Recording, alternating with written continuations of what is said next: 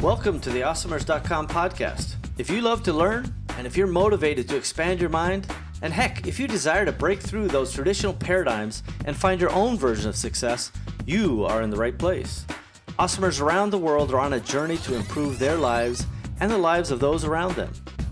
We believe in paying it forward, and we fundamentally try to live up to the great Zig Ziglar quote, where he said, "You can have everything in your life you want if you help enough other people get what they want." It doesn't matter where you came from, it only matters where you're going. My name is Steve Simonson, and I hope you will join me on this awesomer journey. If you're launching a new product manufactured in China, you will need professional, high-resolution, Amazon-ready photographs. Because Simo Global has a team of professionals in China, you will oftentimes receive your listings photographs before your product even leaves the country. This streamlined process will save you the time, money, and energy needed to concentrate on marketing and other creative content strategies before your item is in stock and ready for sale. Visit simoglobal.com to learn more, because a picture should be worth 1,000 keywords. Welcome, Awesomers. This is the very first podcast for the Awesomers.com brand new podcast. And you're going to be able to find all the show notes and episode details at Awesomers.com/1. That's Awesomers.com/1 for all the particulars on this very first Awesomers podcast. Today we're going to talk about my own definition of what exactly an awesomer is shortly, but first I want to tell you about my vision for this podcast. Again, my name is Steve Simonson. I'm thrilled you're joining me for this, what I hope to be an exciting adventure. And I'm not ashamed to say that I'm a little nervous if this podcast will be well received or not. I don't know if anybody will listen, but I'm going to record it just the same. I'm going to focus on my entrepreneurial lessons, in part because this is my field of experience, and not just experience in a theoretical sense, but tangible, real life experience. And I'm going to tell you a little bit about my story here in a minute of almost 30 years in business. This is my 30th year in business, just starting now. So most of what I focus on will be things that entrepreneurs go through, especially related to the e-commerce world, because that's the world I know best. But awesomers exist in every part of life. For those that are building a business, my primary mission is to deliver content that will help you drive equity into your business. Equity over the long run is the most important strategic indicator that your strategy is working. And by building equity, that's something that is an asset over the long haul. So let me tell you about an awesomer that's not necessarily an entrepreneur. It's one of my favorite stories that I think is indicative of what the awesomer spirit is all about. So I think it was in 1961, John F. Kennedy was visiting the NASA headquarters for the very first time. And this is after announcing, put a man on the moon initiative and getting out there and really, throwing down the gauntlet. And so he's down there at NASA, and he's touring the facility, and sees a janitor who's really just mopping the heck out of a floor. And he goes over and he introduces himself, and he says, I see you're really putting a lot of effort in here. What exactly are you doing? And the janitor says very clearly to the president, "I'm helping put a man on the moon."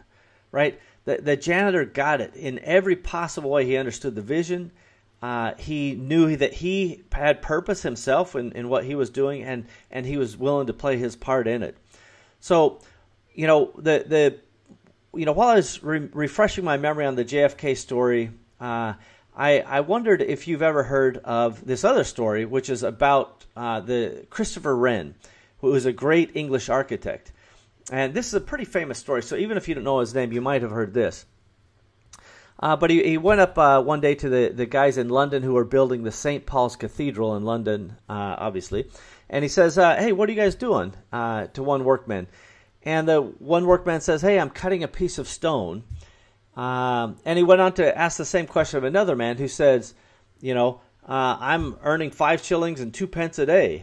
And, that's the question of what are you doing? That one guy's there to cut a piece of stone. The other guy's there to earn a pence or 2, even a shilling. And then the third man asks the same question, "Hey, what are you doing?" And the third guy says, "I'm helping Sir Christopher Wren build a beautiful cathedral." And the point is that awesomer had the vision. He understood what he was doing. He understood beyond the physical part of cutting the stone, beyond the tangible part of earning a living wage, to put food on the table. And I think that's the important definition of how an awesomer transcends from the world of normie into awesomers. Now, you will hear that I talk often about entrepreneurs. Again, that's the world I come from. But awesomers are not just found in the world of entrepreneurs. They're found in every possible concept. I just gave you an example of a janitor and a stone cutter. And every other trade will have awesomers within it.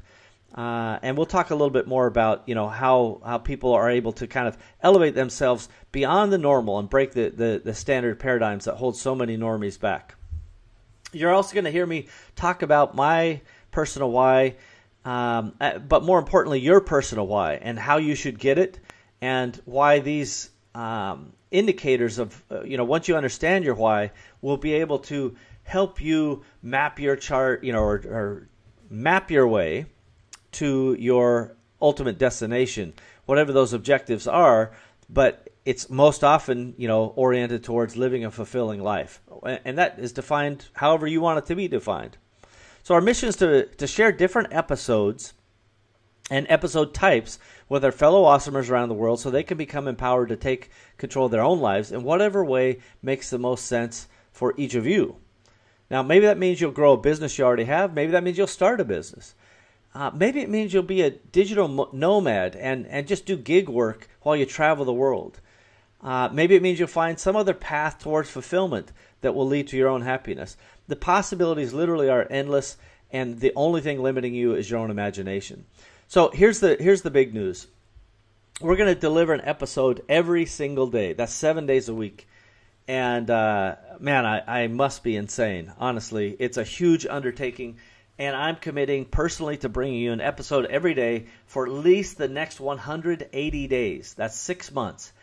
So, whether or not anybody listens, that's my commitment.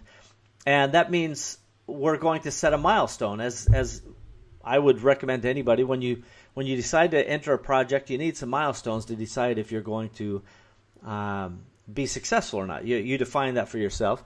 And in my case, I've said that by the end of that 6 months, we need to have at least 6,000 subscribers by the end of that 180 days. And that will, give me a sense that what we're doing is worthwhile. So it seems like a lot of subscribers when you start out with zero. But any goal is achievable if we work together. And that means, for those awesomers out there listening, if you enjoy what you hear, go ahead and share this. Don't forget to maybe leave a review or help in any way that you can. Really, ultimately, telling somebody else that you enjoyed this and sharing it with them is probably the ultimate in a pay-it-forward attitude. So we'll talk probably each month about our goal and whether we've hit or missed our milestones. And between myself and my resources, all the team that are helping put together these episodes and producing from the pre-production side, the post-production side, and the actual production side, we're delivering this at every single day at no cost to you. In exchange, we hope that we can just count on your support for sharing, leaving a review, and even supporting the sponsors of the show, which we'll talk about a little bit more. I do want to say, in terms of full disclosure, I am not a broadcast expert. I'm not a professional orator, and certainly I'm no sound engineer. So my number one qualification is I've listened to other podcasts. So that makes me qualified. It makes you qualified just as well. I don't really know what goes on behind the scenes, but I know that these are just problems that will be solved. And my team and all the capable people around me, I know that they'll help bring their expertise to the podcast and help us get this job done. Now, I have some experience related to business and problem solving and things like that, which I'll share. But regardless of how we start, I want to assure you that it will get better as we go. The team I've brought together will help us deliver, quality, actionable, and inspiring content for you every single day. There's going to be multiple nuggets every day for you. And I can imagine a year from now, everything will be better. In fact, I can guarantee it. That's how everything works. It's iterative, and experience builds on experience, making people, and myself included, more professional. So to start out with, our episode formats are going to be something that we hope is unique and deliver lots of value to you. Here's a couple of the different formats just in a summarized version. We're going to do Awesomer origin stories, Awesomer Authority Stories, Awesomer Talkback sessions, and the Awesomer Book of the Week Club, and even Awesomer Insights. Now, each episode will have its own deliverable, and these may evolve over time based on your feedback. So don't hesitate to go to awesomerscom.com/contact and let us know how we can improve the show from your own personal perspective. So let's get on with it. So I want to share a little bit about what my philosophy is largely driven by. And before I dive into each of the Awesomer Show concepts individually and my own background, I want to share the core reason why I'm spending an extraordinary amount of time, and I have to say money and other resources, to bring this podcast to you at no cost. So I really do believe in the Zig Ziglar mantra that you can imagine goes a little something like this. You can have everything you want in your life if you will just help enough other people get what they want, and it implies in their life. So again, I'm paraphrasing probably, but you can have everything you want in your life if you help enough other people get what they want. And it really is an inspiring mantra for me, and something that I truly believe in, and something that I think the great Zig Ziglar lived by. I did have the pleasure of meeting Zig Ziglar back in the 1990s, and I even attended a special breakfast where he spoke to a small group of people before going out to talk to the big, giant, filled-up stadium in downtown Seattle.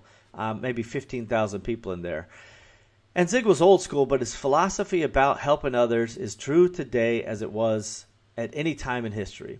And there are countless examples of how helping others without any expectation of getting anything in return can help improve those lives of those people you're helping. But ironically and perhaps counterintuitively, it helps your life too. And I can't do the physics or the math on exactly why it is. I just know that it is. So I really hope the Awesomer community will take this position of pay it forward and do whatever you can to kind of help those around you. And I will do whatever I can to lead by example. So let's talk briefly about what is an Awesomer origin story. So an origin story is a chance to hear the backstory about the journey from a particular Awesomer and the road they took to become Awesomer, based on their milestone today. Now, these stories are incredibly varied, and the takeaway for you should be that Awesomers come in all shapes and sizes and backgrounds, creeds, colors, education levels, and every other variation you can come up with. So the point is, there's no single, route to becoming an Awesomer. There's nobody who's exclusively in that group, and there's nobody who's excluded from that group. It really is an amazing opportunity that everyone can be an Awesomer. So on your Awesomer road, you will face adversity, and you know what? That's just life. As I like to say, suck it up, cupcake, and get on with it. The question you have to deal with is how you deal with the adversity, right? So it's never a question of, I hope there's no trouble along the way. There's always trouble along the way. It's just a question of what are you going to do with that trouble. So I do want to say this as plain as I possibly can, that wherever you are in your life today, it's because of all of your decisions up until this point. Right? So let that just sink in for a minute. Wherever you are in life today, no matter how great you think it is or how crappy you think it is, it's the culmination of all the prior decisions that you've made in your life up until this very moment. And so the questions before you are really what decisions you will make in the future, from today forward, from now forward, and where will that take you? Ideally, it'll take you where you want to go. So one of the things I love about origin stories is that they give a surprising look at parts of the journey that you're not going to find on Facebook, right? You're not going to find any of the Awesomer defining moments, the sandwich that they were eating on Instagram. This is not a Facebook type of scenario. Life's far too complex to be captured in a simple Instagram photo that summarizes, everything that's happened up until now. And the social media culture rewards, sharing only the positive parts of our lives. But, we all know, sure, you went on vacation somewhere really cool, and that's a beautiful shot, and it looks fun. Awesome. Kudos to you. Enjoy. And, yeah, the dream house looks great, and that cool car looks awesome on MySpace. Is MySpace still a thing, everybody? I don't know. Even that Cuban sandwich you had that you tweeted about at lunch yesterday to all your loyal followers, cool, whatever. But that's really just balderdash when you think about it compared to real life. And yes, I know there's drama junkies who publish nothing but their most recent oppression, and they need you to tweet over the prayers or whatever it is to help them get through their latest injustice. But I want to say that the point is, social media is really not where you're going to find the real full telling of the story of life. But I believe Awesomer Origin Stories will give you a deep enough look into some of these stories to help you see all of the context that went into it. Not all, obviously. We generally only cover those episodes in 30 to 60 minutes, so you can't cover a lifetime in that time. But the highlights and the connections they've made along their way in their journey, I think will be instructive to you. I think they'll be inspiring to you as they have been to me. And I really look forward to you guys taking some awesomer origin stories for a ride with us. Now, my point is, to really make a human connection, it requires a conversation, not just posting and tweeting, whatever the soup du jour is. Awesomer Origins really can be inspiring and compelling and revealing, and I can't wait to share some of these with you. Now, let's talk about another episode type, which is Awesomer Authority episodes.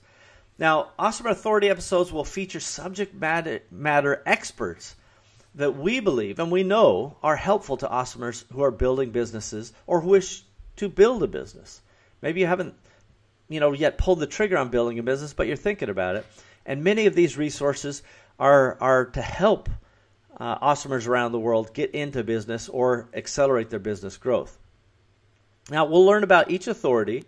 We'll dive in a little bit about their background. We'll dive into their area of expertise, so you can learn from an authority that has a particular set of skills. They will use those skills to help you, and they will share why those skills should enlighten you and perhaps even give you an advantage over your competition. Now, it's up to you to decide if you're going to embrace those skills or not. Sometimes it's a matter of timing. Your ability to learn from these experts will always allow you to be prepared as your journey continues, whether or not you can use the information on the day you hear it. Sometimes it's all about just putting the components and putting the pieces of the puzzle into your brain, and then later, over the course of time, you can put those puzzles together, and you see the picture more clearly. Now, your opportunity to enhance your own knowledge and build additional skills is something that should not be undervalued. These experts have something to say, and you should listen carefully, in my opinion, and figure out how to apply the lessons in your own business. Entrepreneurs in particular, and awesomers in general, know that building knowledge is valuable. And I do want to say, and I'll probably repeat this numerous times, so get used to it, knowledge is equity. Nobody can take knowledge away from you. Knowledge is valuable, and knowledge is your own personal equity. Hey Amazon Marketplace professionals, this is Parsimony ERP, and we get one question over and over. Can you please tell me exactly what Parsimony does? Well, we'll try, but this is only a 30-second spot, so we're going to have to hurry. Connect to your Seller Central account and pull all the new orders. Enter the orders with all customer data. Enter all of the Amazon fees and charges. Store them at the item level. Generate profit and loss reports at the SKU level. Automatically generate income statements. Handle multiple companies. Handle multiple brands. Handle multiple currencies. Facilitate budgets and forecasts. Store all customer interactions in a sophisticated CRM system. Manage your supply chain. Project and task management. Maintain an audit log. Hey, you get it. That's Parsimony, Parsimony.com. Parsimony.com. We've got that. All right, let's talk about the Awesomers Backtalk session. Now, these sessions are where we do live Q&A, where myself and maybe from time to time, I'll invite some other experts on to join me and take your questions live. Now, sometimes these sessions will be in a group mentor type of format, and sometimes they may be just one-on-one conversations about a specific question or challenge that you face. This is your chance to participate in the podcast as well as get real, live, tangible help. we really will answer questions from the audience. And for context, I want to share that my time is valuable. And I don't say this to brag. I'm not saying this for any other reason except to let you know that what I do, I've done for many people, and most of those people pay me lots of money. For example, when I consult with Fortune 500 level companies, it's not uncommon for me to bill more than $50,000 per day. And so this is your chance to get free advice from me. And, it's free. So, you can take it or leave it, and you can get your money back at any time if you don't like the advice. Now, I do this because not only the Zig Ziglar mantra, which I've shared with you, but because my core philosophy is that I love entrepreneurs. So this is one of my favorite opportunities to interact with the Awesomer community, and you'll be able to find information about our next Backtalk session. When you're watching Awesomers.com, we may announce it from time to time, but go to the website, Awesomers.com, look for it there, and you'll also find other Facebook announcements that happen from time to time as well. Okay, Awesomers, let's take a quick minute so I can share a story about one of my companies called Simul Global. And you can check out simulglobal.com to learn more about the services that we offer. And by the way, we call services engagements, right? Because we don't think this is just something that we roll off a line at a restaurant. This is something that we engage with a client and try to produce a specific result. Often we say that we're not a consultant, we're a resultant. Now, I personally don't work in Simul Global for the most part. My China team handles almost all of the business that you will see on simulglobal.com. Now, each of the engagements are set up to help businesses source products in China. And my team in China has decades of combined experience and has helped process well over $250 million in purchases from China over the recent years. So they're real and they're world class. Now, despite all the tough trade talk about tariffs and trade wars, China really is a de facto world factory to make almost anything. They have the infrastructure, they have the support and the history and the supply chain. So no matter what you hear about, China this and trade war that, it really doesn't matter in the long run. There will be some, issues that come up along the way that need solving, but long term, China's not going anywhere. And the team at the team at Simul Global can help you with sourcing products, including obtaining samples, negotiating, managing the actual purchase and inspection process, and all the way through to helping Amazon and e-commerce companies take high-resolution photos with lifestyle settings or just with the basic photos.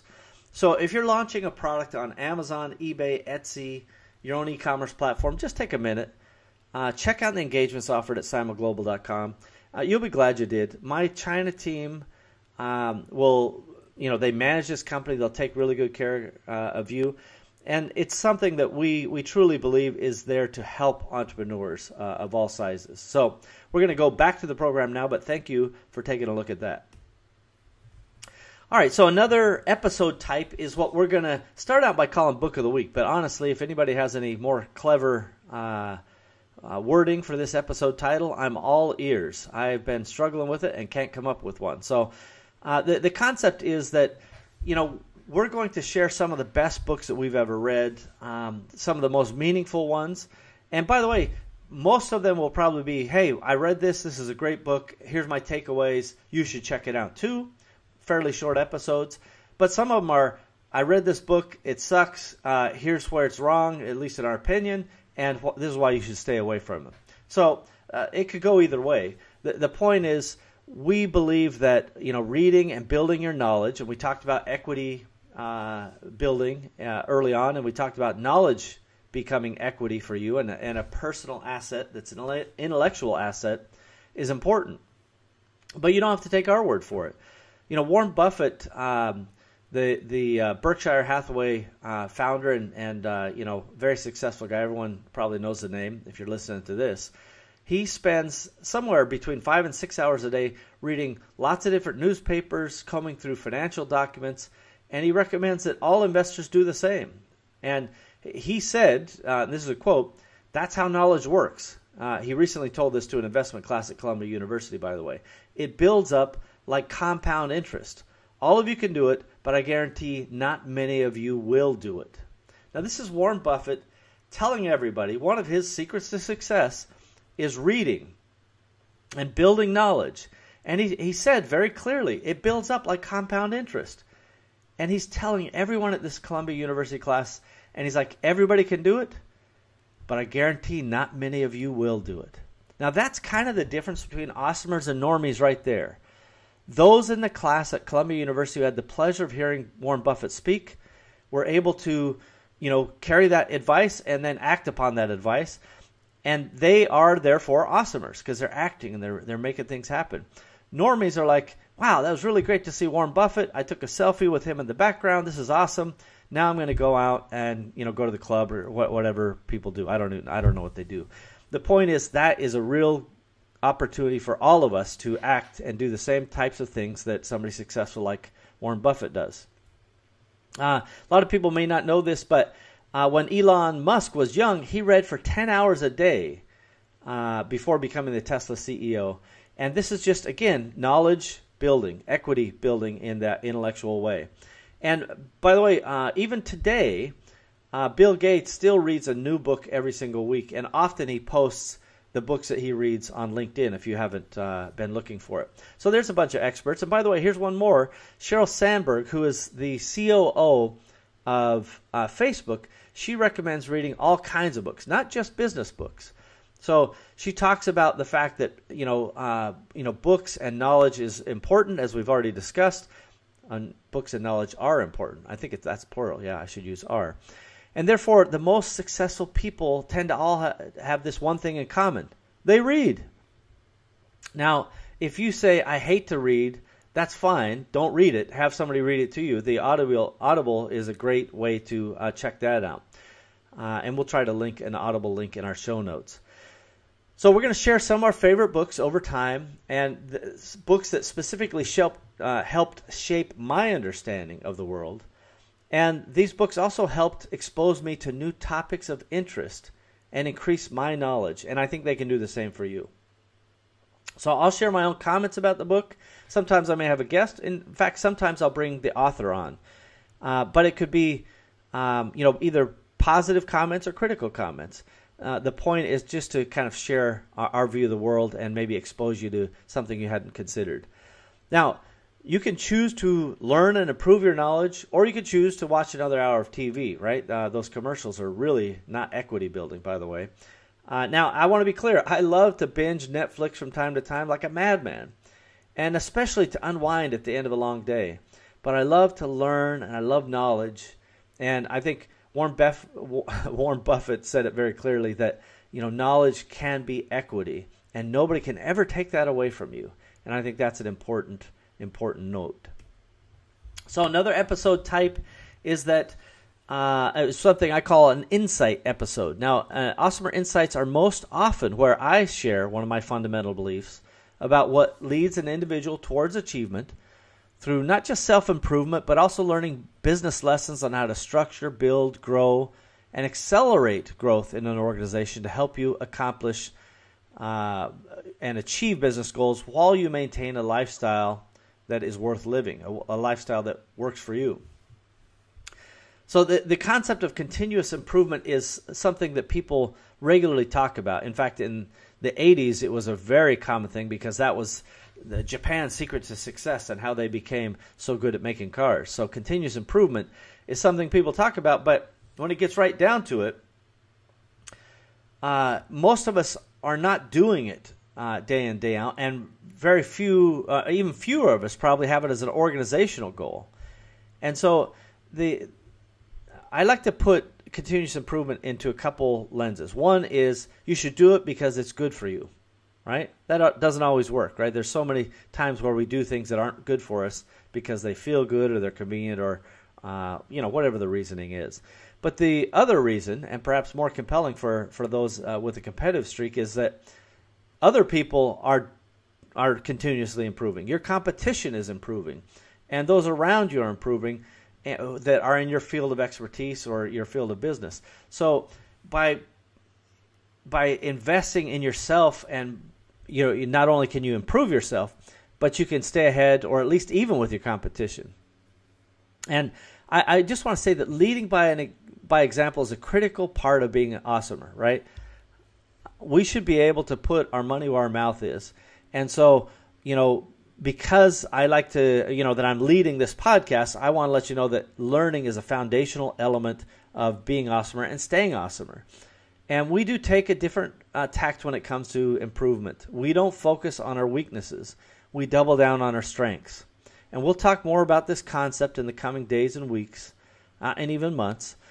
But, if I am terrible at math, I don't spend my days and nights beating myself into the ground about my math. If I'm great at marketing, at communication, I'm going to double down on that skill.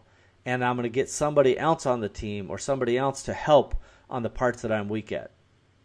So we definitely are a focus on our strengths organization. By the way, Sheryl Sandberg at Facebook also talks about Facebook becoming a strengths-based culture. And for those who are so focused on Amazon, many Amazon departments are now becoming strengths-based cultures too. And we're going to talk a lot about that because it's a core part of what I think organizational development relies on. So in addition to talking about your own personal development, I'll share lessons that I found to be vital to create something of long-term value and that is sustainable. Too often I see superb business people, creators, and other awesomers that get tempted by a quick fix, a short-term tactic, a hack. Boy, who doesn't love that word hack? And they just want to solve all their problems as quick as they can, but almost always, not always, these hacks are short-term fix. They're patches. They're Band-Aids that will get you by or help you for some short period of time, but they rarely will turn into long-term sustainable business strategies. So I have no issue with hacks.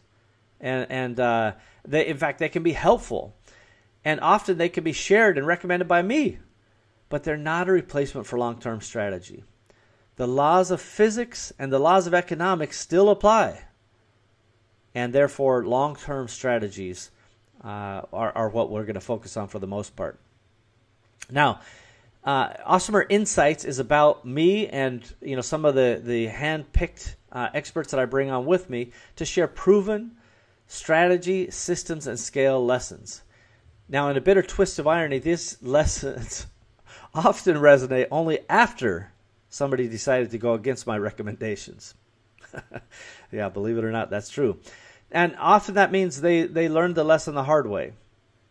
Only after they kind of loop back to the strategic, sustainable lesson and realize, oh, that doggone Steve was right. I wish I would have listened. I wish I would have learned earlier. Now, believe me, I'm not saying this to be condescending or even conceited. In fact, I'm not saying it because that I'm infallible. I'm definitely fallible, if that's the opposite of infallible. I fail by, regular intervals. It's just a common thing. I make mistakes at volume so the teams around me can learn as fast as possible.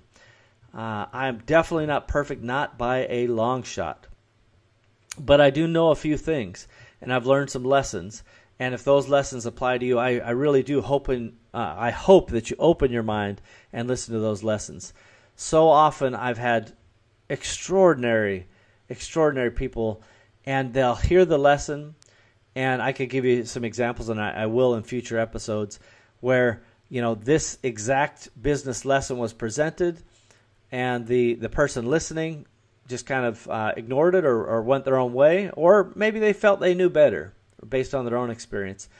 But in many cases, when they are big-time strategic lessons, they ended up coming back and going, well, turns out you were right. And I have no time for I told you so's. I don't care about that. I just want people to be able to skip some of the painful lessons that I've learned and some of the scars that I've had along my journey. So ultimately, my mission is to share insights about all things entrepreneur from my last 30 years in business to help you accelerate your own success and ideally avoid some of that pain that I've experienced along the way. Now, the purpose of all of this is to give you breadcrumbs to make your journey easier. Okay? We cannot take the journey for you. But the best awesomers are able to take the data points, all those little breadcrumbs, and they can chart their course. They can figure out where they want to go. And your ability to apply these lessons is a key indicator of your overall potential. Right? The old saying, if you give a man a fish, he eats for a day. If you teach a man to fish, he eats for a lifetime. Right? Well, that parable really does have still applicability today. We want to teach you how to fish. We want to give you the clues and the lessons learned, and we want you to put those together and figure out how they apply to your own life, your own business, your own awesomer journey, whatever that may be. All right, so those are some of the episode types. So let me tell you a little bit about me. Again, my name is Steve Simonson. I am your host. And after dropping out of college, I bought my first real business when I was still 18 years old. It was at the tail end of when I was 18. And I'm now 48, so this is where I've just entered my 30th year in business. I've raised funds from venture capital, private equity, and other so-called smart money sources along the way. I've done a bunch of M&A transactions. That means mergers and acquisitions. I've done roll-ups and other mid-scale transactions. Roll-ups are when you buy a series of similar companies and put them all together. And we'll probably talk about some of these deal types in future episodes. But mid-scale transactions are, anywhere from, $10 to $50 million. And I've done other smaller transactions below that as well, accumulating in, well over, $120, $130 million worth of deal value. I've served as a CEO or chairman of the board for companies in the United States, Europe, as well as China. And my first $1 million sales day, that was $1 million or above, was in November of 2007, and my first $2 million day was in February of 2008. So I've been able to put some points on the board. In fact, I've generated, I should say, my companies and those that I have strategic relationships, we have generated cumulatively well over $250 million in B2C sales. That's business to consumer. And again, well over $500 million in B2B sales. That's business to business. And I should point out that those are probably just about due for an update. I figured I'm not going to update it till I know for sure that we've passed $1 billion of cumulative sales. So my point is that I've been around. We have experience. We've built reasonable sized companies. We've been able to move stuff. And most of this has been done in the kind of e-commerce space as we've gone. So my core philosophy, again, is the world needs more entrepreneurs. The world is helped by entrepreneurs. Entrepreneurs make stuff, they don't take stuff. And I believe the best route to starting in an entrepreneurial venture is through e-commerce and then expanding from there. Okay, so just a quick definition of what an awesomer is. So awesomers are people from all walks of life who've decided that the status quo is not enough for them. Awesomers set their own destiny through their cumulative actions over the years. Awesomers understand the world of abundance and disregard the scarcity mindset.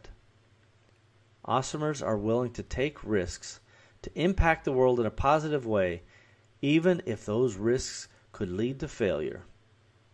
And awesomers continue to learn and improve themselves and those around them on a regular basis. You are awesomer. Every person has the capacity to be awesomer. And awesomer is not a destination, it's a journey. So being on the awesomer road means that we're making incremental steps and we're doing these things to break those paradigms that equate to the status quo. That we're not satisfied with average and being adequate. We want to be awesomer, and so we choose to be on that road, and we do it proactively, and we do it for a purpose. So I want to say, as a comparison, as a contrast, not as a judgment, this is what a normie is in my own view. Now, normies are folks all around awesomers with good intentions, but often bad advice. They rarely understand the strange paths that awesomers take. And they often will try to protect the awesomers from making a big mistake. All of us have normies around us that are wonderful friends, family, and we cherish them. We love them. However, we also know that the most common thing that people face, and the most often, the awesomer lifestyle is difficult for normies to understand or appreciate. It's not their fault. And so without judgment, we embrace our normie friends and family, but we recognize that being awesomer allows us to live the life we want to live. And therefore, it forces us to kind of think past the normie, norms, if you will. A normie norm, that's a new thing. So if you've ever had an idea, or as I like to call them, a harebrained scheme, and you're like, gosh, I'm going to start this thing, and I'm going to do this thing, and everybody around you says, that's a terrible idea, this is a big problem, I always like to reflect that, these folks are trying to do what they think is the right thing for you. They're trying to help you. In part, it's because they're scared that they couldn't make that choice, that they wouldn't do that thing. And that's okay. They're giving you their authentic, credible advice. But you just have to give yourself the permission to ignore it, frankly. And in many ways, you should probably give yourself the permission to stop telling them awesomer stuff because they don't understand it, and they kind of look at you like you are an alien from outer space. If anybody has ever told somebody about a great business idea, a great creative concept that they have, and people around them looked at them like they were, aliens, then you're almost certainly in the awesomer camp, and that means you're in the right place today. So we'll talk a little bit more about awesomers and normies later on. Okay, so earlier I mentioned that I like to focus on 3 primary concepts when it comes to building a business: strategy, systems, and scale.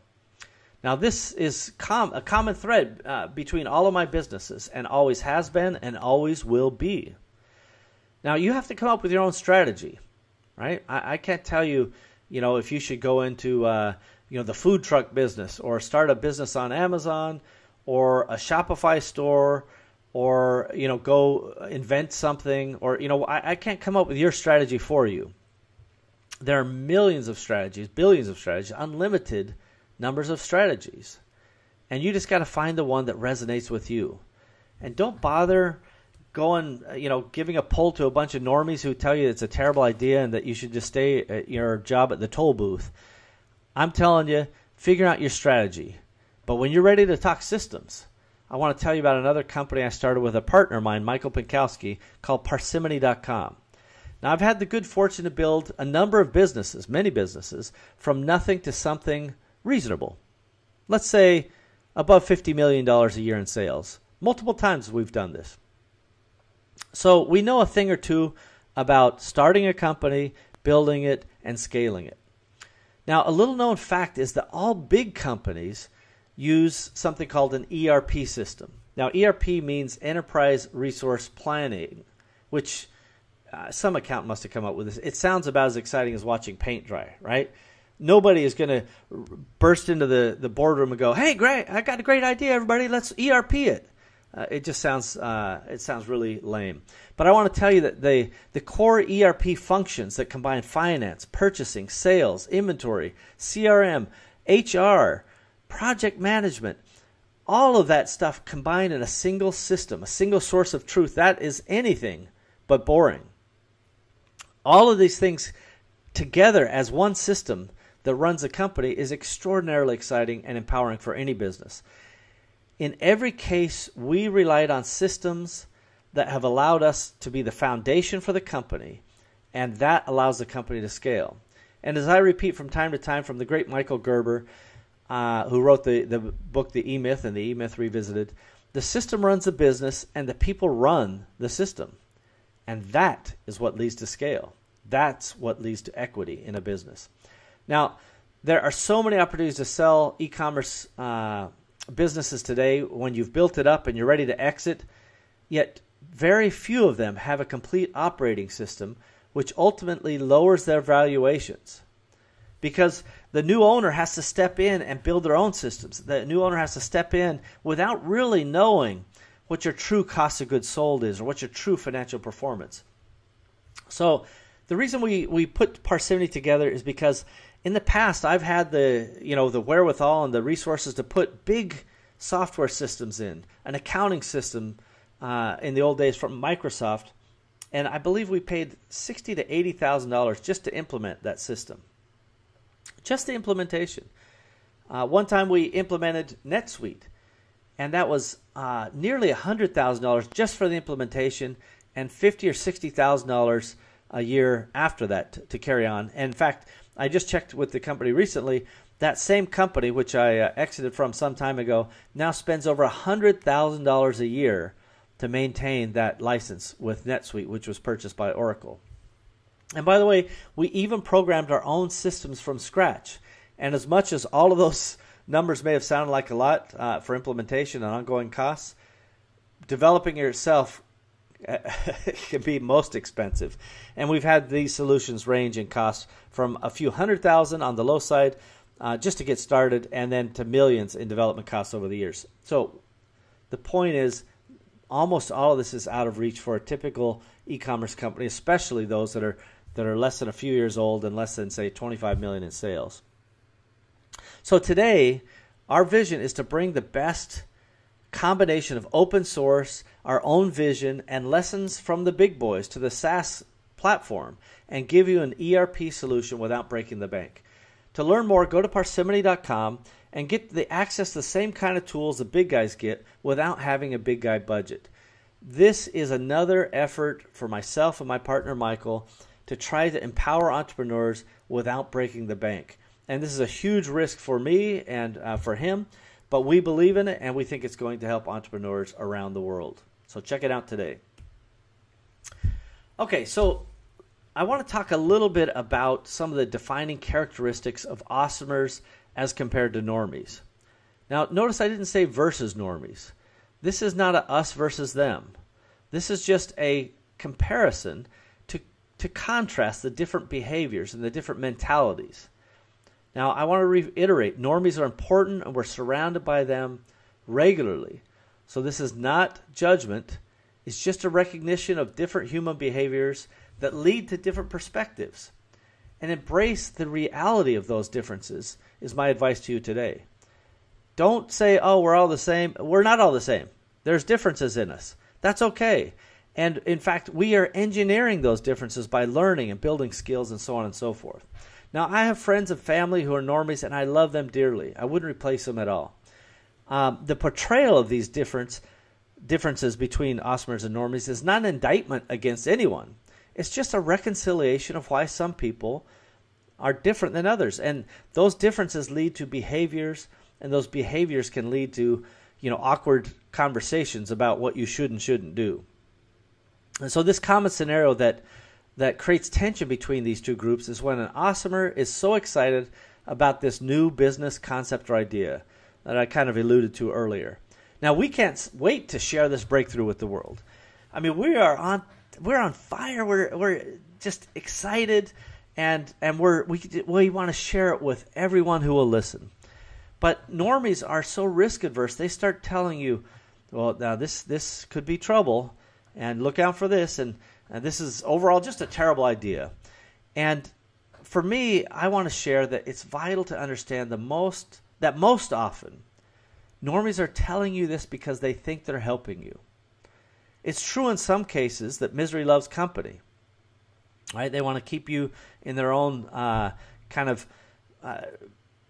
the same ecosystem that you're in. But I don't think that in general. I like to think overall people are good, and they're trying to protect you. So they don't get it, and they're just trying to do the right thing for you. That's what I prefer to think. Now, that has little solace for you, because after a few times pitching your latest idea to a Normie audience, you'll simply realize it's a waste of your time. In fact, they suck a little bit of the excitement away oftentimes. And this is a time where entrepreneurs, Awesomers, and creators find themselves feeling alone and isolated. Now, just think about that just for a minute. If you've ever felt alone, or isolated, especially after being super excited about something, it's probably because you shared your breakthrough idea, your concept, with people who just simply weren't ready for it, or they weren't wired to see the opportunity the same way you did. Trying to explain your latest SEO technique or supply chain breakthrough to a normie is a waste of your energy. And in fact, as I said earlier, it can drain you when you talk to people who don't get it. So try not to get drained. Awesomers need to share those stories with other awesomers, because together the exchange of ideas and concepts can actually be exhilarating for both the person sharing the idea and the person reflecting the idea back to them. Awesomers together actually create more energy than existed before, and it can be a case of 1 + 1 = 4. Awesomers universally want to make the world a better place. Also, awesomers want to be responsible for their own destiny. And awesomers are understanding that life is a series of decisions, and we'll do whatever it takes to stack up good decisions over time that will lead to a life worth living. Now, we all will make mistakes along the way. That's okay. We learn from those mistakes and we move on. So let's dig into some of these differences. So one of the first monikers that I bring up is the fact that awesomers own it and normies blame it. Right? So awesomers are responsible and they will own up to their mistakes. We'll just say, hey, that was my bad. That's on me. And by the way, I'll do better next time. Sorry about that. Awesomers want to deal with whatever the worst problem they have is first. And when I say want, I mean they're willing to suck up the pain and deal with it. Awesomers are just like anybody else. We would love to procrastinate, but we know that whatever that worst problem is, whatever that is happening, the worst in your day, if you get that knocked out first, at the very first part of your day, the rest of your day has the potential to be great. And I want to ask you guys just kind of a big picture question. How many times have you faced a problem in your business or even your personal life and you wanted to procrastinate? You wanted to avoid it. But intellectually you knew it was just faster and better to deal with it right up front and just kind of get it done. Most everybody knows that's the way it should be. And awesomers own it and they own up to it. Now, normies have a tendency, that is, to blame it. Instead of saying, hey, I screwed up. The report was late because I didn't get it started early enough and I didn't finish it on time. Right? That's actually why it was late. Normies will have a series of moves in the blame game. Right? First, they could say, hey, I couldn't get a stable internet connection. My phone battery was low. My printer was out of paper. And by the way, I couldn't connect to it anyway. I got some problem on my network. Normies will often have so many excuses that awesomers feel like we need to apologize to them. Geez, sorry everything in your life is going so poorly. Maybe I should just do the work myself. And normies will say, no, that's okay. It's not your fault. I'm cursed. But they're only half joking. Now, awesomers will take control of their own future through actions and accountability.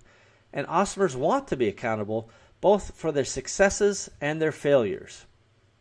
After all, awesomers understand that a fail point is just a marker on the road to success, right? And there's the old saying, something, I'll paraphrase here for you, but, failure is an orphan and success has 1,000 fathers, right?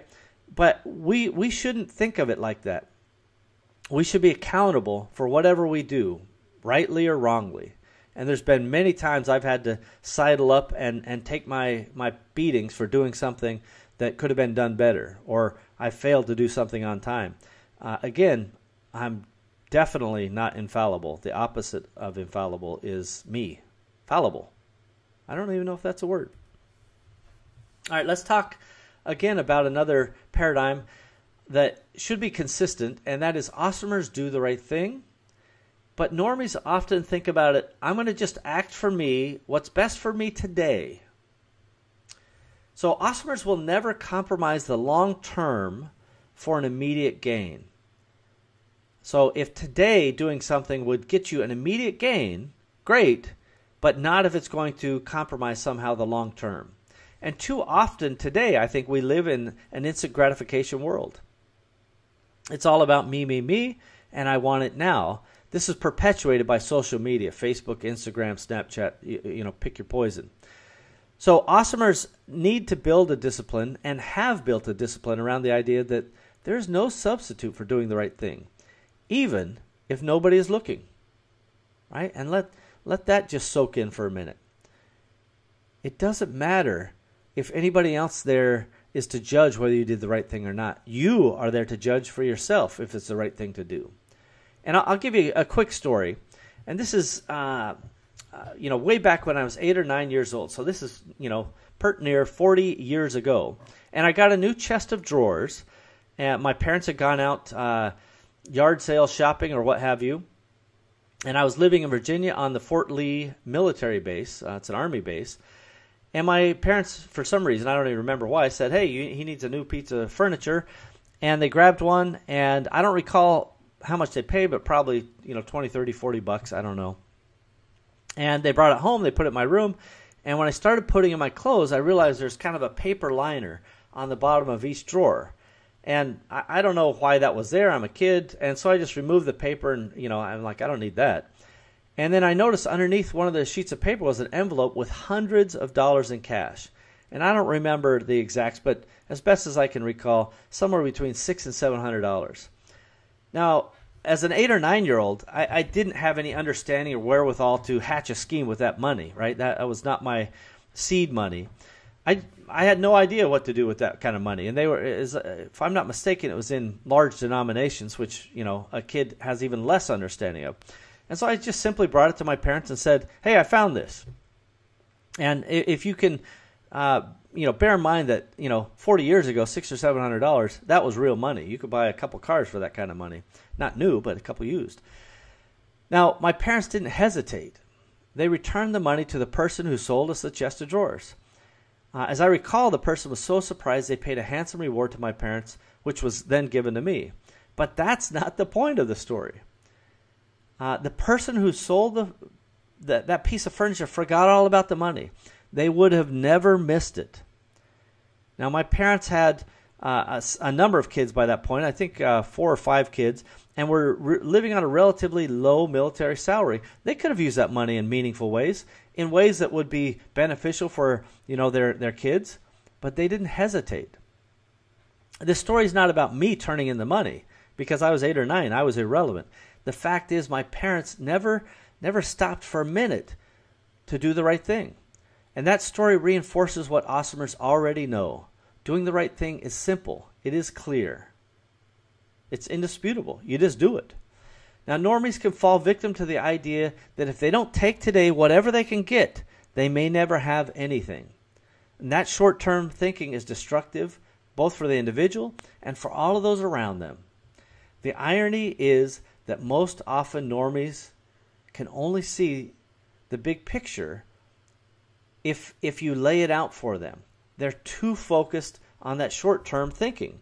And that leads them into this ironic pattern of behavior that leads them to negative results over and over.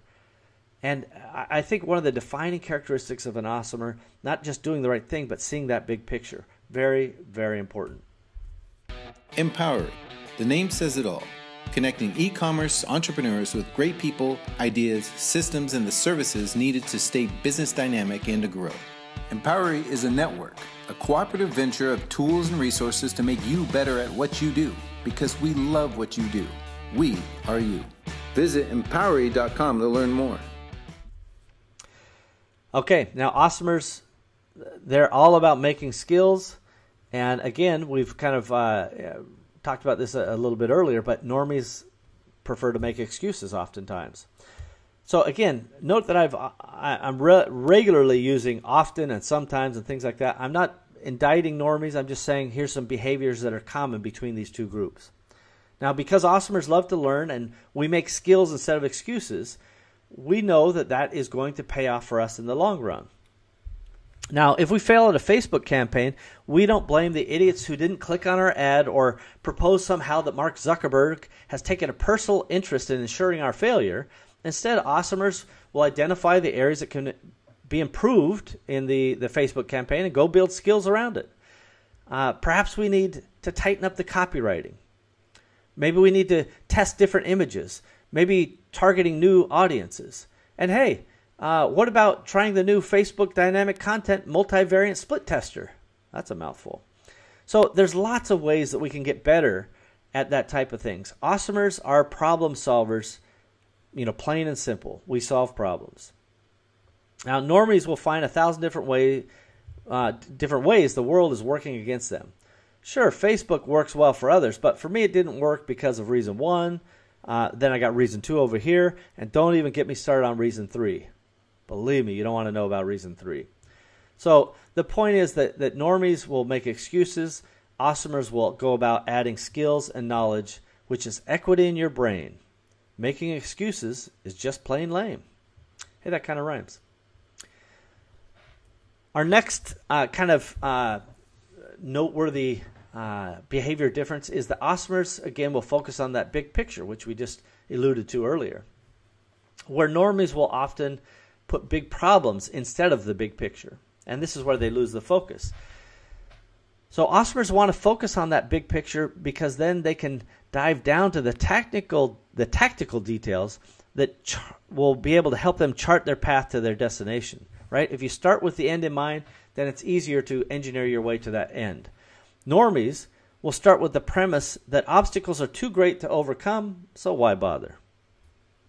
An awesomer may pontificate, to double business in the next 12 months, we need to increase our product selection, inventory levels, and our staff. And then we'll dive into brainstorming on how to execute those tactics, how to use planning and tracking of milestones along the way to see if we're making progress towards our objectives on that journey. Now, a normie will explain that due to the lack of the cash flow and the fact that hiring people costs money, we cannot grow, and in fact the best bet is to work longer and harder and hunker down for the tough times ahead. And by the way, there are times that we need to hunker down. There are times we have to be cognizant of costs. But there are so many times that there's opportunities that abound. Those times, in my experience, can outweigh the tough times. To achieve goals, it takes work, not luck. We don't find the big problems that the news media tells us about, or the politics du jour. None of that is going to factor into us. It doesn't matter what the economy's doing. There's always opportunities. It doesn't matter if China's in the doghouse or the EU does this or Brexit does that. There are always opportunities, and they take work, not luck. And if we wait until the macroeconomics are all turning green and the news media says, hey, now's a good time to go forward, and the politicians decide that we're no longer being oppressed and that they don't have to save us, that day will never come. I mean, don't hold your breath. It is simply not going to come. Okay. Another paradigm to consider. The awesomers take a stand and we believe in ourselves. Normies will believe in circumstances. So awesomers know that the power of the individual is very important. In fact, we must first get our own house in order before we can help those around us, including our families, right? After all, how can our family or our company, which is kind of like an extended family, rely on us if we're not taking care of ourselves? Over time, awesomers know that our individual sense of well-being is perhaps the most critical part of being able to cope with the challenges that are inevitable when building a business or simply living a life, right? And I want to highlight that word inevitable. Challenges are inevitable. They're coming. It's just how prepared are we, and what do we do in the face of those challenges? That's all. Normies will explain that, due to the economy being slow right now, and this particular market's not as good as it used to be, and there's so much competition here, and it's not really a good time to be in business. And also due to the polarization in politics, we should really be careful, and the stock market is super risky. And by the way, I heard the news last night, and there's nothing but bad news on, which means now's not the right time to do anything, and I'm not sure when a good time will be, right? That's kind of a normie perspective, that circumstances are in charge of our futures. Now, most often, awesomers will forsake the news cycle and focus on something more positive. After all, the old newsroom adage, if it bleeds, it leads, is true today as it has been forever. The news media makes money off of turmoil, so why are they going to show you anything else? They're not going to show you success stories and puppies except at the very end to leave a little palate cleanser at the end of their news episode, which was largely, scandal, tragedy, problems, and then they put a little palate cleanser at the end. Now, normies have allowed society to instill this concept into them that they should stay informed, and yet I can say it's responsible. The media is responsible for instilling that very concept of staying informed, right? So the media says you should be staying informed, and they're the ones who keep you informed. So talk about self-serving advice. Give me a break. I want to give you full disclosure. I have not actively watched or consumed news since 2009, and I don't miss it, honestly. And yes, on my phone I'll sometimes see news articles or Apple News will pop up, and I'll even read some of those things, particularly if it's business related or an interest of mine, travel or otherwise.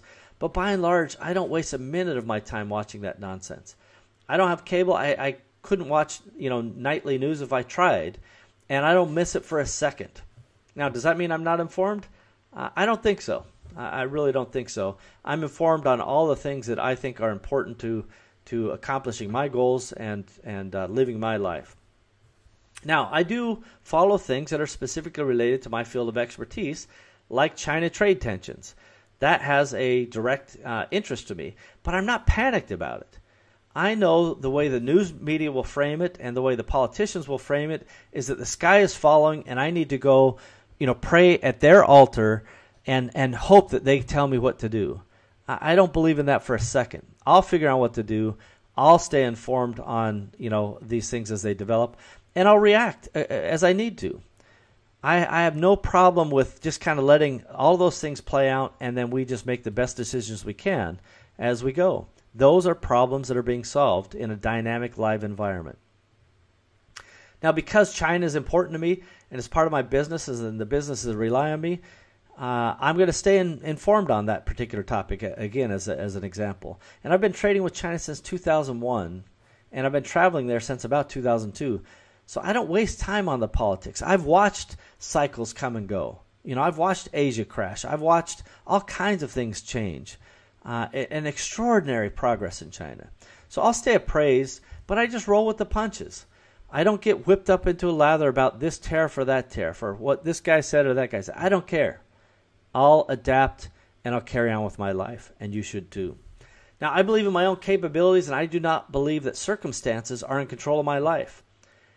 If something drastically changes, it's up to me to adapt and to change as well. And that same goes for you. Awesomers don't waste energy on things we cannot control. Awesomers will often find themselves, focused on that long term because we believe in our own capabilities. Normies will fret about all kinds of things over which they have zero control.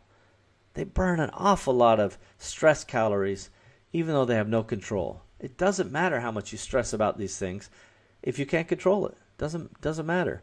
The old saying is, if it makes you money or makes you happy, put your time there. And if it doesn't, forget about it.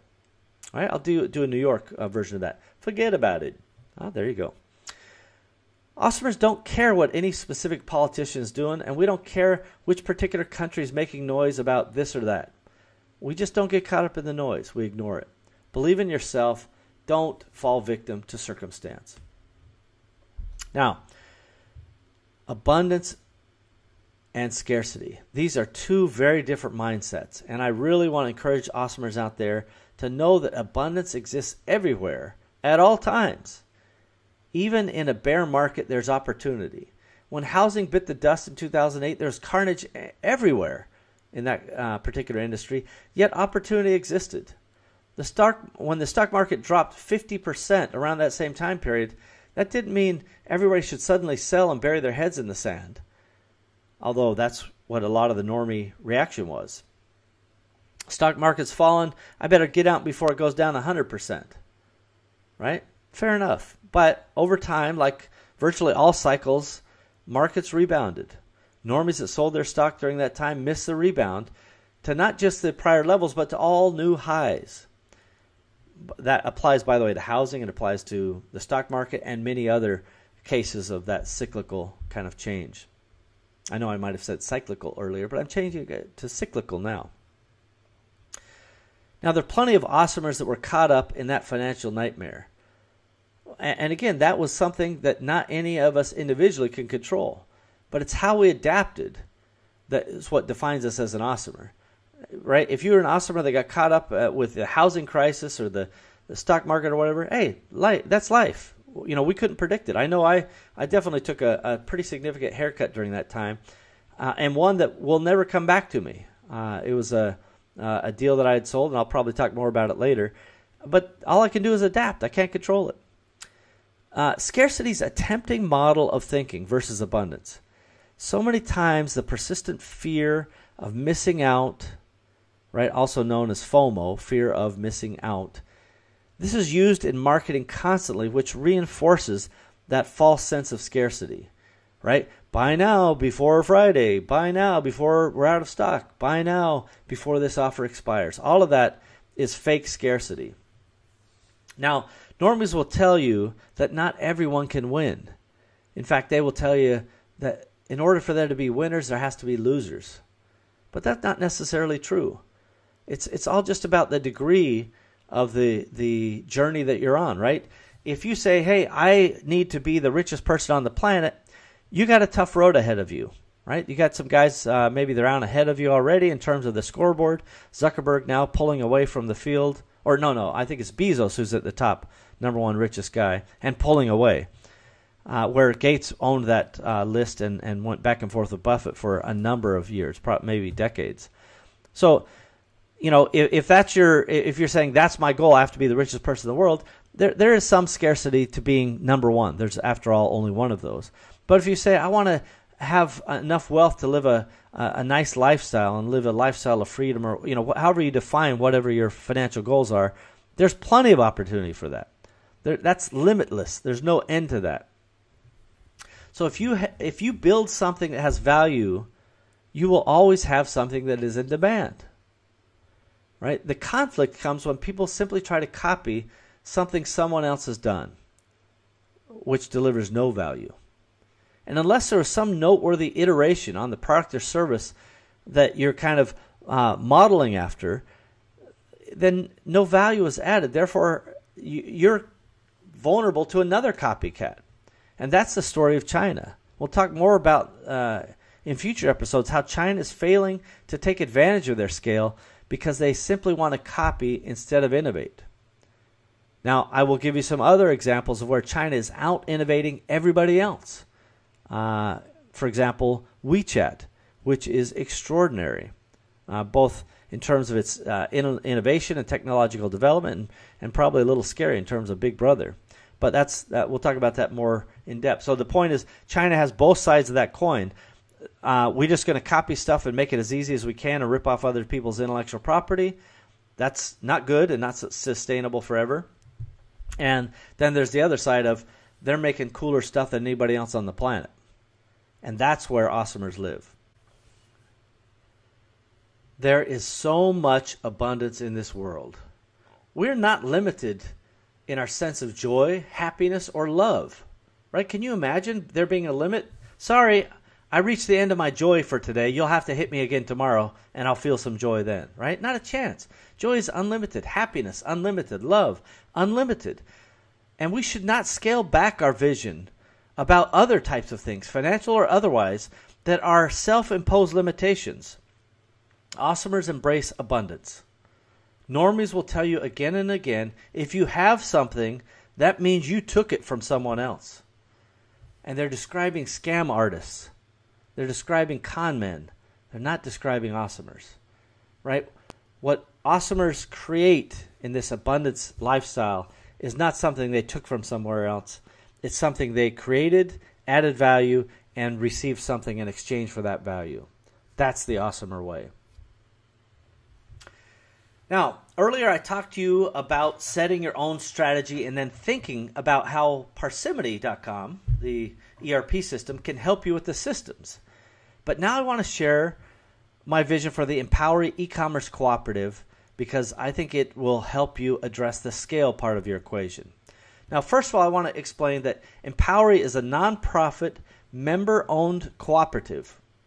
Nonprofit, member-owned. So each equity member has one share of voting stock no matter what size the company is. So one share, one vote, no matter how big the company is. So if you're $1 million Empowery member or a $50 million Empowery member, you still get one vote. Now, the magic of Empowery is all about the power of the group. Together, the members can leverage their collective size and strengths to help drive their financial goals and specifically drive better financial terms with vendors of all types. Now, what I love most about Empowery is the team that is there every day working for members. So every member has a tiny amount monthly that they pay to have access to this extraordinarily talented and experienced team to help them advance their business. Without question, this is a reason why companies should join Empowery immediately.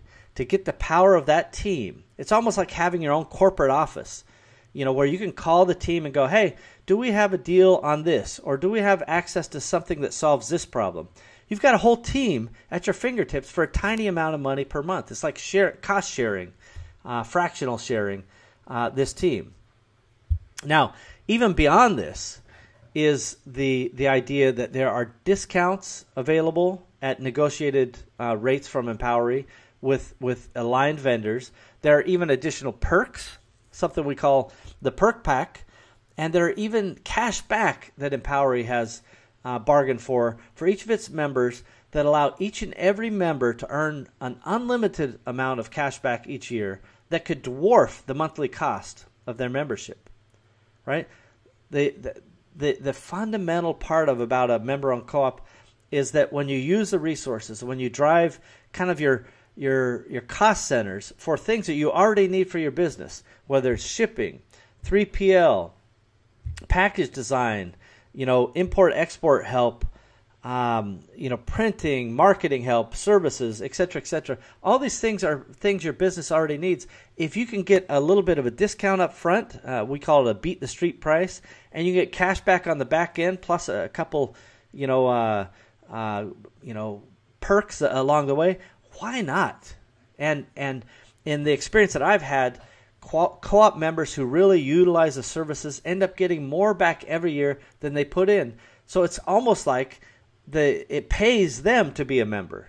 Now, again, the magic of the co-op is when members use the products and services, they can actually have money come in that is beyond what their monthly cost is. And at the end of the year, they get a big fat cash back check based on what their patronage was through the co-op. So just let that sink in for a second. It's almost like members are paid to stay in the group because they split up all the accrued cash back based on their individual purchase volume. So if you purchase, $1 million from somebody and another guy purchases $100 from somebody, the guy who buys the most gets the most cash back. It's very simple, and it's very logical, and it's quite democratic for that matter.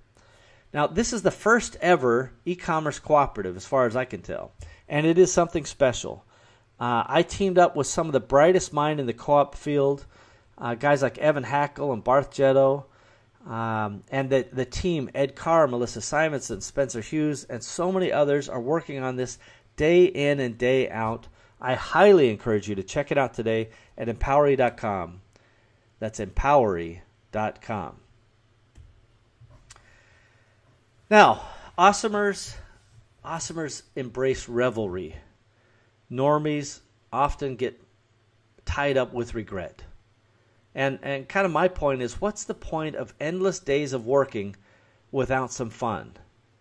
Now, in fact, we love to have fun when we're working. William Penn once said, time is what we want most, but what we use worst. Take that in for a minute. Time is what we want most, but what we use worst. Awesomers will find ways to celebrate victories from time to time, whether personal victories or company victories, and then we'll get back to it, right? It's not like we hit one milestone and we take a victory lap and then we go retire. We're serious when we need to be, but having fun while you work and focusing on some revelry from time to time is a really important part of being happy and feeling fulfilled. The point is, any of us can take the approach to business that it's more fun and it's more lighthearted if we choose to take that. When we wake up and it feels like hell on earth to go to our job or to do whatever it is we have to do that day, that's a clear indicator something is not right. The key here is to isolate the issue or issues and resolve them. There's no reason to stay in a rut. None whatsoever.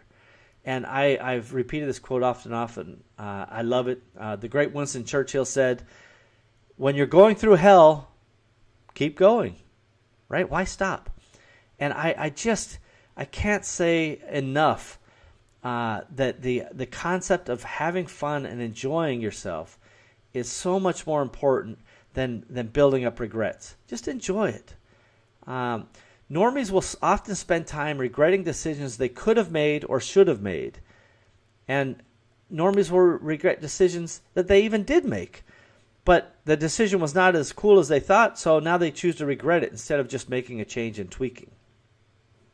Now, change can be scary to anybody, including awesomers and normies alike.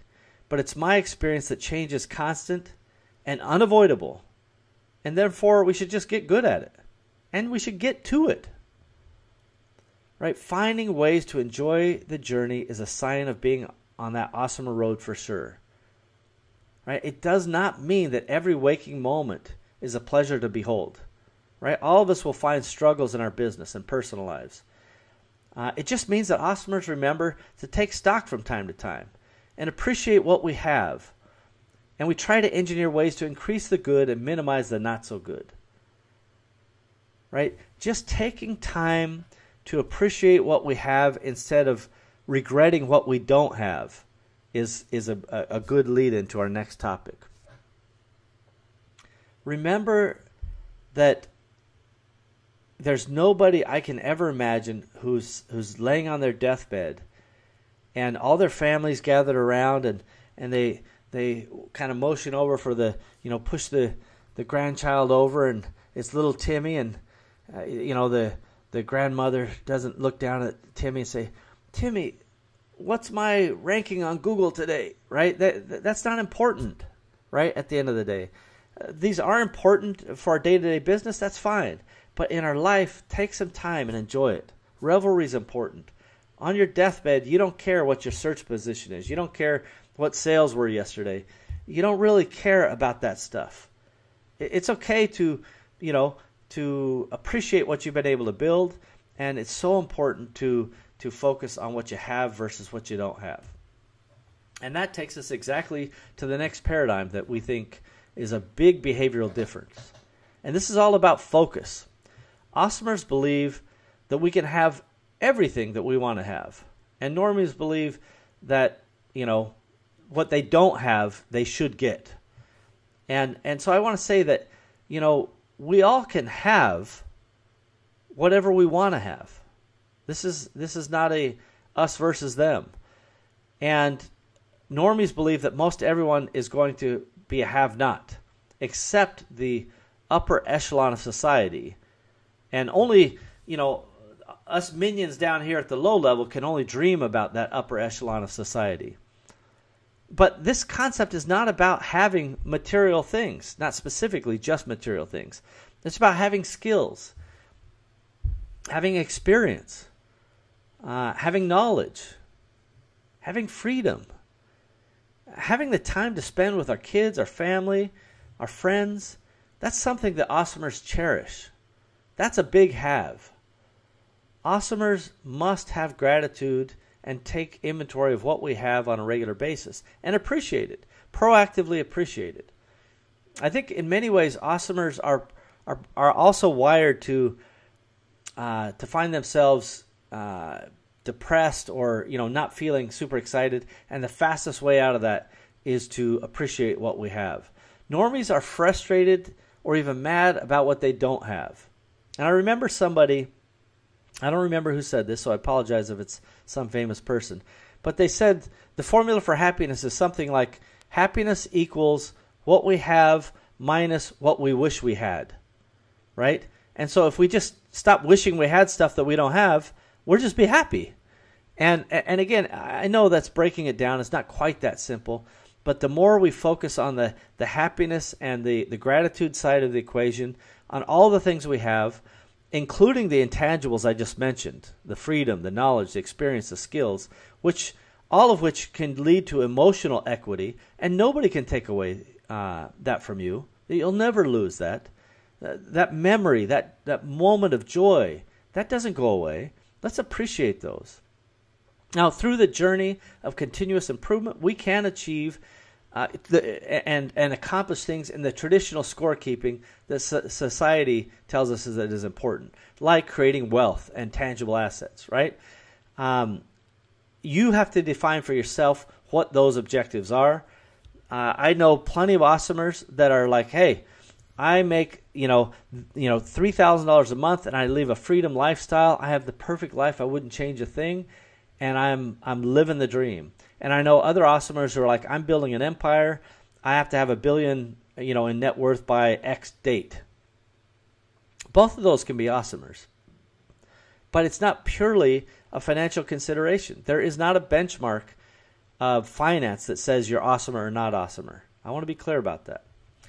So the key is that awesomers do not take for granted the chance to learn. And awesomers will appreciate what we have. Fundamentally, again, this is not about material things.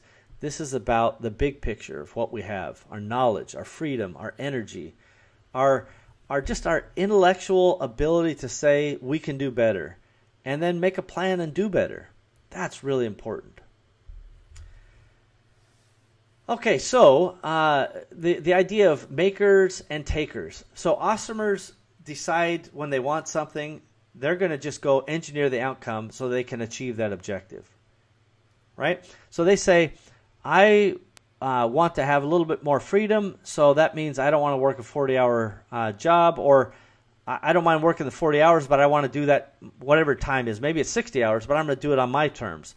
I'm going to do 3 days, a week times, 20 hours, and boom, I got my 60 in, and now I'm going to relax the rest of the week. However you decide what you want to do, just engineer the outcome that you want. We don't spend time trying to figure out how to get something that somebody else already has. In other words, taking it from them. We may want to emulate something that we see, but we're not going to go take something from somebody. We're going to make our own destiny. We're going to make our own future. And normies will often find a way to take what they want without regard for consequences to others. Now, fundamentally, a maker is a creator, right? Awesomers are creators. We can create anything. The key is that something new is generated from an idea, and that something new adds value to the world. It doesn't take away value from the world. So let me say again that awesomers are there to create something that adds value. Awesomers want to develop something that will be new and innovative and unique. And when it adds value to the world, instead of taking away value from the world, they know they've achieved something, and they will reap the rewards that are based on that. Normies can sometimes get focused on what others will give them instead of what they can build for themselves. And that behavior is based in scarcity that we talked about earlier. Now we're coming down to it. Awesomers fundamentally want to earn, and normies often feel entitled. So awesomers are willing to earn their way, period. Hard stop. We're willing to earn our way. Awesomers are not waiting for external factors to deliver their dreams.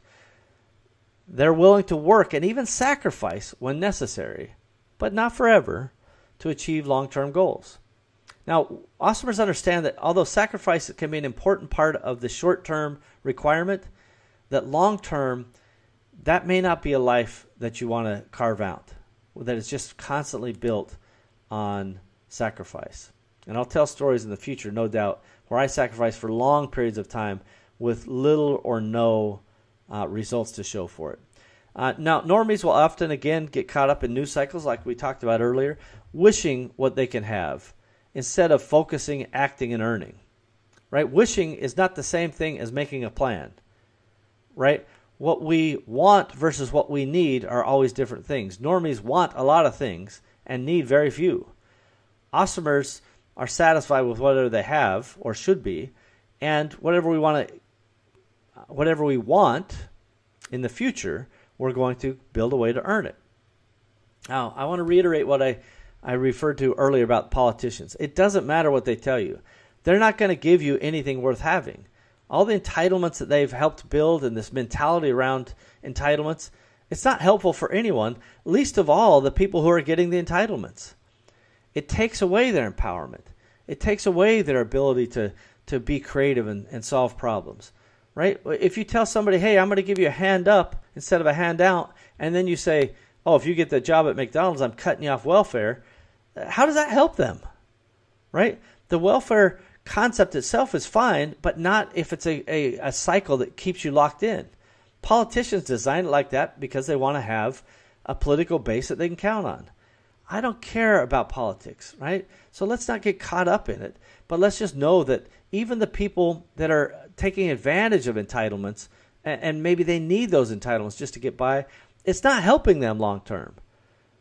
Entrepreneurs want to focus on helping people, including themselves and their families, their companies, earn and create, not just stand back and put the hand out, saying, gimme, gimme. Now, it doesn't also matter what the talking heads on the news will tell you. They want you to be scared. They don't want you to be empowered. They want to get better ratings. Again, telling you the sky is falling rather than the opportunity to create a better life and tune out their nightly nonsense. Awesomers earn everything that they create. Therefore, they get to be proud of what they accumulate and achieve. Right?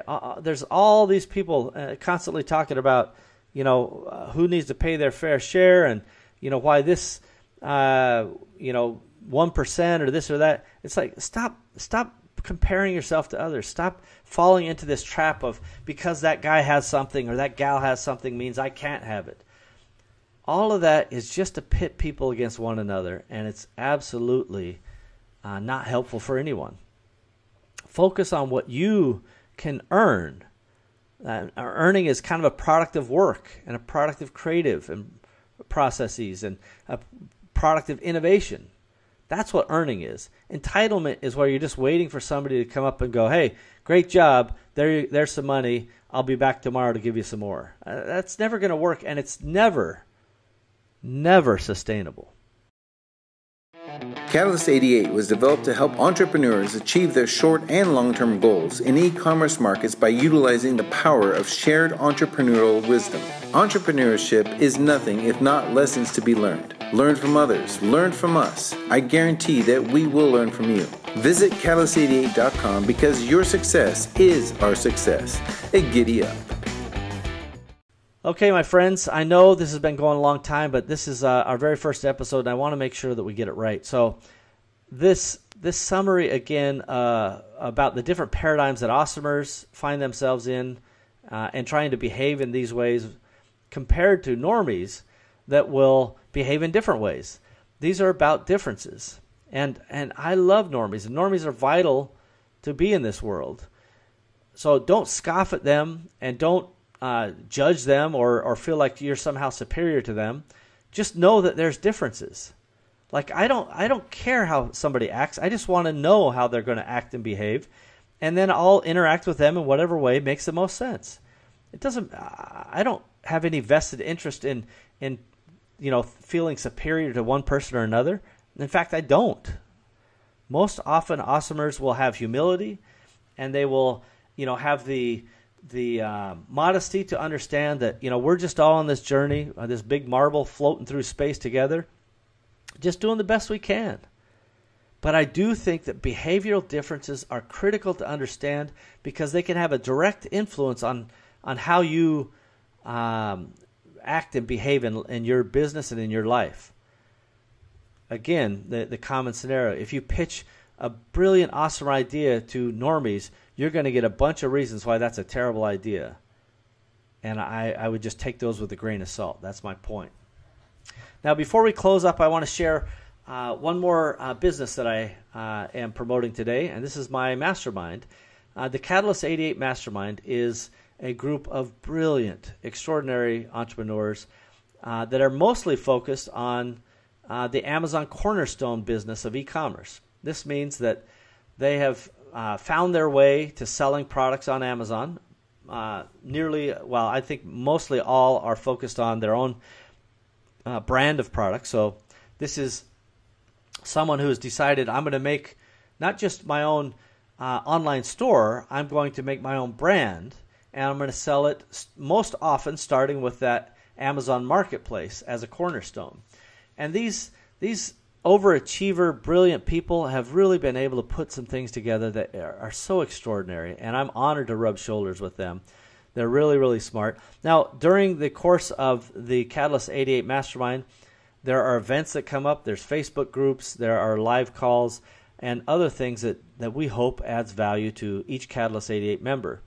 We've done all kinds of things over time, including introducing them to insurance resources, legal resources, tools, and service providers that are advocates for e-commerce entrepreneurs. We talk about sales tax in the e-commerce world in an in-depth way. We share insider access to different marketplace channels that we have at eBay and Wish and Amazon and others. We share best practices. We try to help solve each other's problems. And really, it's almost like a virtual board of advisors. Not only do you get myself and many of my high-level resources, you get each other, right? The members get each other. And these members are truly subscribing to that Zig Ziglar mentality that you can have everything in life you want if you help enough other people get what they want. That's really the foundation of Catalyst 88. That if you start out with saying, how can I help the other people in the room, then everybody will win. And anybody who shows up to the room and starts out with, what is everybody in this room going to give to me? They should have never got in the room, to be honest. And every member of Catalyst 88 is vetted, and we go through a very specific process to kind of talk through, how the Catalyst 88 membership works, what they should expect, what they do expect, and what we expect. And then we see if there's a good fit. So you can go to catalyst88.com. You can check out some of the past events. And we've done both formal mastermind meetings and what we call informal mastermind meetings, which are just random gatherings all around the world. Seattle, London, Roatan, China. We've met in many, many places. And we just have a great time. These are people that I highly respect and that are really, really great. So go check out catalyst88.com today, and you can see what a high-level exclusive mastermind looks like. And even if you're not ready to join, I think it'll be instructive and helpful for you to see that the best and the brightest really should be all about pushing their envelope and investing in themselves. And if you're ready for that, check us out today. Well, everybody, this has been a long show, I understand. As the first show, I really wanted to give a broad overview of my philosophy about Awesomers, tell you a little bit about some of the behavioral paradigms that I believe in, certainly as compared to Normies. The show notes are available at awesomers.com/1. This is the very first episode, and we truly believe in this mission to try to bring knowledge, and we're going to cover all kinds of topics. I'm going to rant about things that are important to me. I'm going to encourage you guys to join us for the talkback sessions, or we may call them Backtalk sessions, and get your own agenda shared with the community as well. And if you really believe in the stuff that we've talked about, and you can see the road to being awesomer, then go ahead and subscribe, share it with your friends, encourage them to subscribe, and we really will track those milestones. In 6 months, if we have 6,000 subscribers, we'll carry on. And if we don't, we'll play that by ear and see what happens at that time. But the key is we're committing to you 180 days of free content with no obligation, no pressure. You can listen to it at your leisure without anything in return. Again, we're hoping that you'll share this and tell a friend. We're hoping that you'll support our sponsors. And we're hoping that we can count on you to, leave a review and interact with the show. But at the end of the day, we expect nothing. We just hope we can earn your trust. We hope that we can be an influence for positive things and not negative things. And fundamentally, we hope we can empower you to live the life that you want to live. I thank you, ladies and gentlemen. I appreciate every bit of time that you put into this. I truly do love entrepreneurs. I know you can be awesomer. And if you're on that awesomer road today, I welcome you, I embrace you, and I'm here to help you. My name is Steve Simonson, and I am at your service. Well, we've done it again, everybody. We have another episode of the Awesomers podcast ready for the world. Thank you for joining us, and we hope that you've enjoyed our program today. Now's a good time to take a moment to subscribe, like, and share this podcast. Heck, you could even leave a review if you wanted. Awesomers around you will appreciate your help. It's only with your participation and sharing that we'll be able to achieve our goals. Our success is literally in your hands. Thank you again for joining us. We are at your service. Find out more about me, Steve Simonson, our guests, team, and all the other Awesomers involved at Awesomers.com. Thank you again.